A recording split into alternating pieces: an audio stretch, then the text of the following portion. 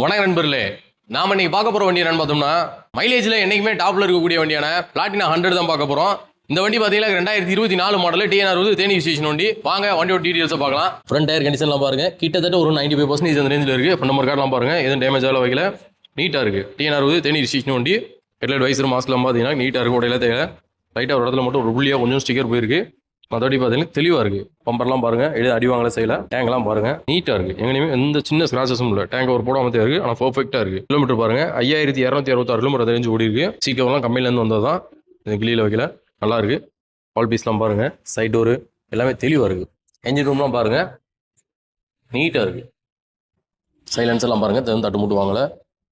Rear tyre condition பாருங்கள், அதுவுமே பார்த்தீங்கன்னா ஒரு 90%, 85 குறையிலாமல் இருக்கும். பியர் மர்காடு எதுவும் எந்த டேமேஜ் ஆகலை. டேஞ்சலைட் அசம்பிளி, வால் பீஸு எல்லாமே தெளிவாக இருக்குது. வெப்சைட்டுமே பாருங்கள், வால் பீஸாக இருக்கட்டும், சைட் டோராக இருக்கட்டும், டேங்கு எல்லாமே பார்த்தீங்கன்னா தெளிவாக இருக்குது. எங்கேயும் எந்த ஸ்க்ராச்சஸும் இல்லை, டேமேஜும் இல்லை.